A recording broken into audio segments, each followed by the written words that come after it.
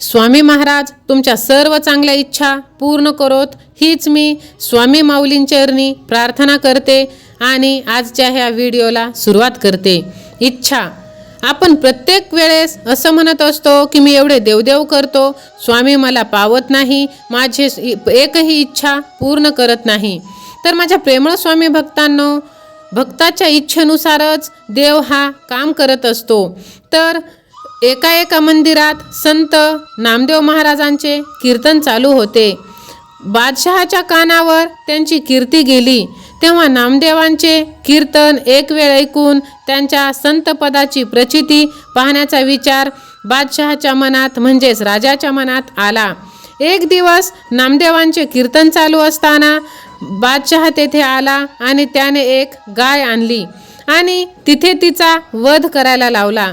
नंतर त्याने नामदेव महाराजांना सांगितले, जर ही मेलेली गाय तू जिवंत करून उठवशील तरच तू खरा साधू खरा संत आहेस, नाहीतर तुझा शिरच्छेद हा केला जाईल। किती दिवसात तू गाय जिवंत करशील असे राजाने नामदेव महाराजांना विचारले। असे महाराज नामदेवांना विचारल्यावर त्यांनी सांगितले 4 दिवसात उठवीन म्हणून। हे ऐकून राजा निघून गेला। हे संकट पाहून नामदेव महाराजांना फार चिंता वाटू लागली। त्याने पांडुरंगाचा धावा आरंभ केला। 3 दिवस सारखे कीर्तन करून पांडुरंगा आता माझा अंत पाहू नकोस, लवकर धाव अशी प्रार्थना पांडुरंगाजवळ देवा विठ्ठलाजवळ त्यांनी केली। 4थ्या दिवशी देवाने नामदेवाच्या अंतकरणात प्रकट होऊन तात्काळ ती गाय उठवली आणि नामदेवास म्हटले की सावध हो आणि डोळे उघडून पहा। तेव्हा नामदेव म्हणाला, देवा 4 दिवसापर्यंत तू माझा अंत का पाहिलास? तेव्हा श्री स्वामी म्हणतात, विठ्ठल म्हणतात, विठोबा म्हणतात की नाम्या आताच गाय उठवतो असे तू म्हणाला असतास तर मी त्याच वेळी येऊन ती गाय उठविली असती, परंतु तू 4 दिवसांची मुदत घेतलीस माझ्याकडून, म्हणून मला थांबणे हे भागच पडले। मी तुम्हा भक्तांच्या अधीन आहे, जसे तुम्ही बोलाल तसे मी त्याच वेळी केल्या वाचून राहणार नाही। गाय जिवंत झाल्याची पाहताच राजाचा अहंकार गळून पडला आणि तो नामदेव महाराजांना शरण गेला। विश्वास जर दृढ असेल, दृढ श्रद्धा आणि भक्ती असल्यास संकटकाळी परमेश्वर नक्कीच धावून येत असतो। याविषयी आपण शंका मनात ठेवता कामा नये। माझ्या प्रेमळ स्वामी भक्तांनो, जर तुम्ही सहमत असाल तर लगेच व्हिडिओला लाईक करून ह्या भक्तिमय चॅनलला सबस्क्राईब करा। स्वामी माऊली म्हणतात, बाळा आज तुम्हाला या संदेशाद्वारे खूप काही चांगले ऐकायला मिळणार आहे। तुमच्या सर्व इच्छा पूर्ण होणार आहेत। डोकं शांत ठेवून हा संदेश शेवटपर्यंत ऐक, भाग्यवान ठरशील। तू खूप भाग्यवान आहेस बाळा।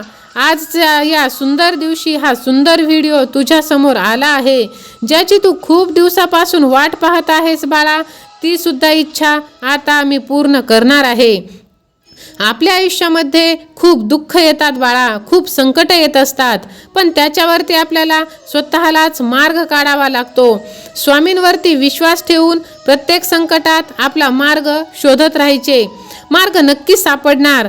तुमचा हा विश्वास आपल्या स्वामींवरती असेल तर होय स्वामी राया असे टाईप करा आणि लगेच आपल्या चॅनलला सबस्क्राईब करा।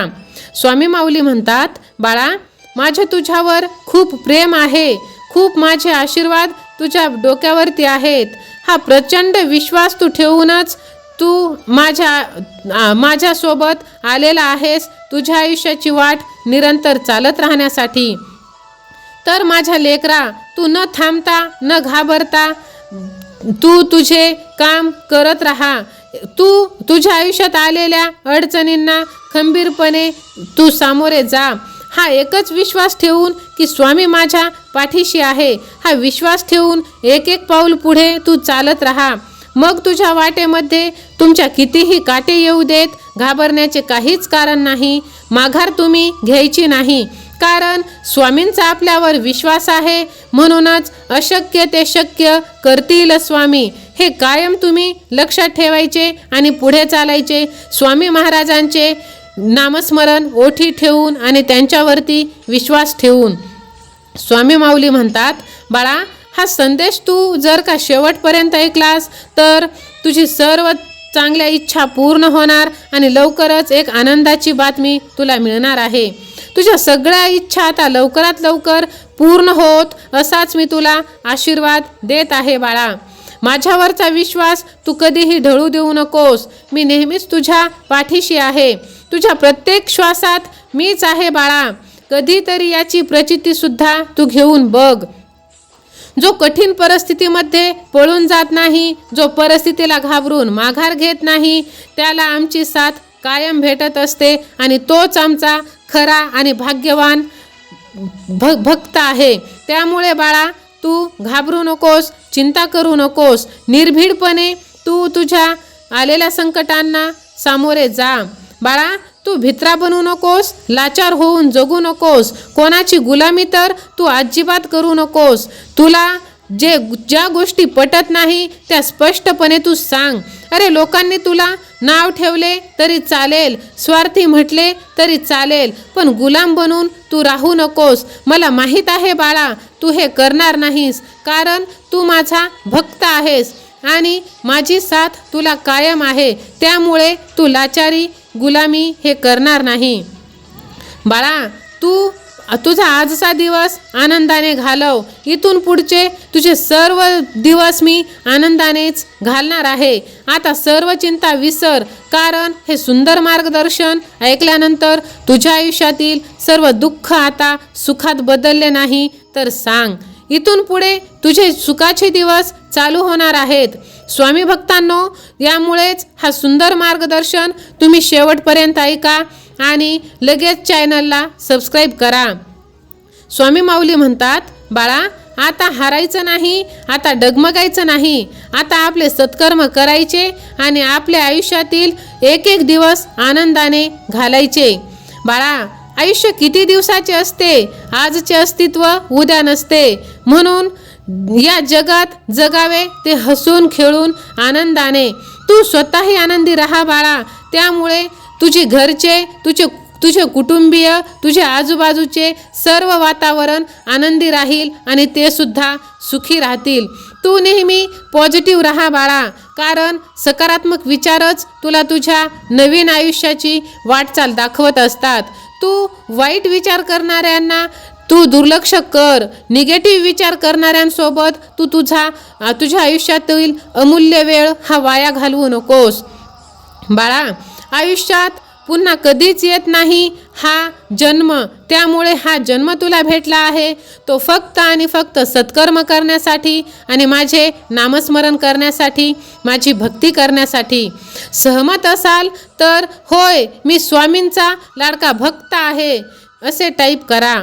स्वामी माऊली म्हणतात, बाळा, कोणाची गरिबी पाहून तू त्यांची मस्करी करू नकोस. अरे, जेवढा सन्मान, जेवढा मान गरिबांच्या घरात मिळतो तेवढा श्रीमंताच्या घरात मिळत नाही.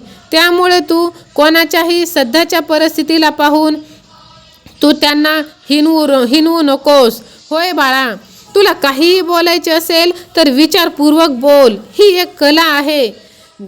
तुझी साथ मी कधीच सोडणार नाही बाळा, कारण तू माझा लाडका भक्त आहेस. पण बाळा, आपल्या आयुष्यात वाईट वेळ दाखवून ज्यांनी तुझी साथ सोडली आहे अशा माणसांना परत तू तुझ्या आयुष्यात थारा देऊ नकोस. हे तू लक्षात ठेव.